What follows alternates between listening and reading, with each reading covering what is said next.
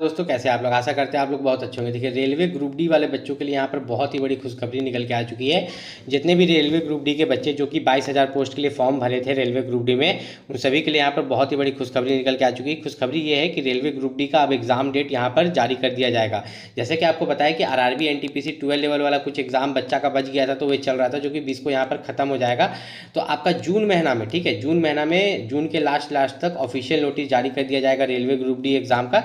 लेकिन जो आपका रेलवे ग्रुप डी का जो एग्जाम होगा वो जुलाई में होगा। कब होगा? जुलाई से अगस्त। ठीक है, मैंने 2 महीना यहाँ पर क्यों लिखा है जुलाई से अगस्त? जुलाई से अगस्त इसलिए लिखा है क्योंकि रेलवे ग्रुप डी में बहुत सारे बच्चे फॉर्म अप्लाई किए हैं। वो अच्छा दिन एग्जाम चलता है। मान लीजिए जुलाई के बीच में अगर शुरू हुआ तो अगस्त तक भी ये पहुंच जाएगा। मतलब 15 से 20 दिन तक रेलवे ग्रुप डी का एग्जाम चलता है। इतने बच्चे फॉर्म अप्लाई करते हैं।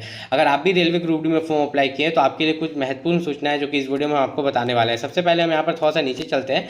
आपको एक चीज़ बता दें कि रेलवे ग्रुप डी में जो यहाँ पर मेडिकल स्टैंडर्ड्स आपको देखने को मिलता है A2 A3 C1, तो इसमें से किसी एक मेडिकल स्टैंडर्ड्स में अगर आप फेल कर जाते हैं तो क्या होगा? कोई दिक्कत नहीं होगा, आप दूसरे के लिए एलिजिबल रहेंगे। लेकिन एक ही शर्त पर कि रेलवे ग्रुप डी में 1 से लेकर 14 तक पोस्ट है, आपको सभी का कटअप पार करना है। मतलब आपने जिस जोन में रेलवे ग्रुप डी का फॉर्म अप्लाई किया है उस जोन में, ठीक है, जितने भी पोस्ट है अगर आप सभी का कटअप पार किए हैं तो सभी के मेडिकल स्टैंडर्ड्स के लिए आप एलिजिबल होंगे। अगर किसी एक में आप डिस्क्वालीफाई भी करते हैं, एक के लिए एलिजिबल भी रहते हैं, तो दूसरे में सेलेक्ट हो जाएंगे।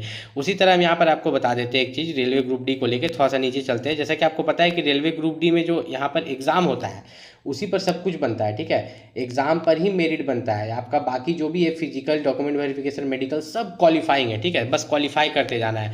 आपका जो एग्जाम होता है इसमें आपके टोटल 100 क्वेश्चन होते हैं और 90 मिनट का समय होता है। जनरल साइंस के लिए आप स्पीडी पब्लिकेशन का बुक पढ़ सकते हैं। मैथ रीजनिंग के लिए किरण पब्लिकेशन का, और जनरल अवेयरनेस और करंट अफेयर के लिए इसमें ज़्यादा मेहनत करने की जरूरत नहीं है। मतलब बच्चा ऐसे टारगेट करके चलता है कि आपका जनरल साइंस में 25 में से, ठीक है, 25 में से 20 क्वेश्चन में बना ले, 20 से 22। मैथ में जो है 25 में से 20 क्वेश्चन यहाँ पर बना ले, रीजनिंग में 30 में से 25 और करंट अफेयर में 10।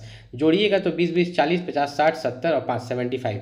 मतलब अगर आप रेलवे ग्रुप डी में किसी भी जोन में फॉर्म अप्लाई किए हैं तो आपको 75 प्लस टारगेट करके चलना है अगर आपको रेलवे ग्रुप डी में सिलेक्शन लेना है। तो आपको पता है कि 1/3 नेगेटिव मार्किंग रहता है। ठीक है, तो नेगेटिव मार्किंग से बचिएगा, ज़्यादा गलत क्वेश्चन टिक नहीं कीजिएगा। और नॉर्मलाइजेशन भी होता है एक्यूरेसी पर। मान लीजिए कि हमको 100 क्वेश्चन मिला है रेलवे ग्रुप डी में, ठीक है, 100 क्वेश्चन मिला है ना, तो 100 क्वेश्चन में हम पूरा 100 क्वेश्चन बना देते हैं। अब इसमें से क्या होता है कि 20 क्वेश्चन मेरा गलत हो जाता है, तो हम पहुंच गए 80 क्वेश्चन पे। कितना? 80 क्वेश्चन पे। तो हमको मिलना चाहिए 80 मार्क्स, लेकिन 80 मार्क्स में से जो हम 20 क्वेश्चन गलत किए तो 1/3 नेगेटिव मार्किंग है। ठीक है, तो लगभग मेरा 6 नंबर कट जाएगा। ठीक है, as a negative marking 80 marks में से भी। और हमको नॉर्मलाइजेशन में बहुत कम मार्क्स मिलेगा। लेकिन वही अगर हम 100 क्वेश्चन में से हम 70 ही बनाते हैं मान लीजिए, ठीक है, और 70 का 70 सही हो जाता है, तो नॉर्मलाइजेशन में लगभग हमको 10 मार्क्स फ्री में मिल सकता है। अगर हार्ड शिफ्ट में एग्जाम पड़ा तो, और इजी शिफ्ट में पड़ा तो लगभग 5 से 8 मार्क्स मिल सकता है फ्री में, जिससे कि हमको ज़्यादा मार्क्स गेन होगा। मतलब कि एक्यूरेसी बना के रखिएगा, जितना क्वेश्चन आए उतना ही बनाइएगा, तुक्का ज़्यादा मत लगाइएगा। तुक्का लगाने से ज़्यादा आपको नुकसान ही है। फिजिकल जो है आपका यहाँ पर क्वालिफाइंग है, मेल और फीमेल यहाँ पर दोनों के लिए, जो कि आपको पता होगा अगर आप रेलवे ग्रुप डी की तैयारी कर रहे हैं। फिजिकल के बारे में मेन मेरा मुद्दा था आपको एग्जाम के बारे में बताने कि एग्जाम जो है आपका जुलाई से अगस्त के बीच में यहाँ पर होगा। उसके लिए आपको यहाँ पर रेडी रहना है। रेलवे ग्रुप डी के लिए जो प्रैक्टिस पेपर और बेस्ट बुक है उसका लिंक मैंने इस वीडियो के डिस्क्रिप्शन में डाल दिया, वहाँ से जाके आप परचेस कर सकते हैं। और कोई भी दिक्कत हो तो नीचे कमेंट करके पूछ सकते हो। रेलवे ग्रुप डी भर्ती की अगर आप भी तैयारी कर रहे हैं तो याद रखिएगा रेलवे ग्रुप डी में करीब 14 तरह का पोस्ट यहाँ पर होता है, जिसमें कि आपका ट्रैक मेंटेनर होता है, असिस्टेंट पॉइंट्समैन रहता है, आपका असिस्टेंट टीयर एनटीसी रहता है, और बहुत सारे पोस्ट रहते हैं।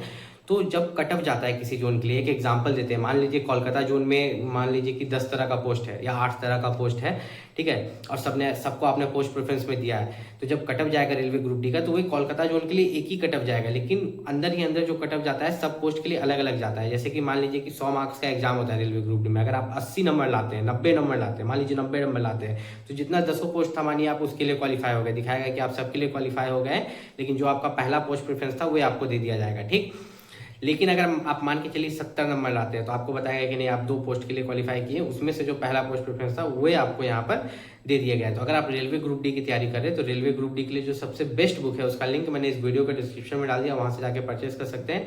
कोई भी दिक्कत हो आप नीचे कॉमेंट करके पूछ सकते हो।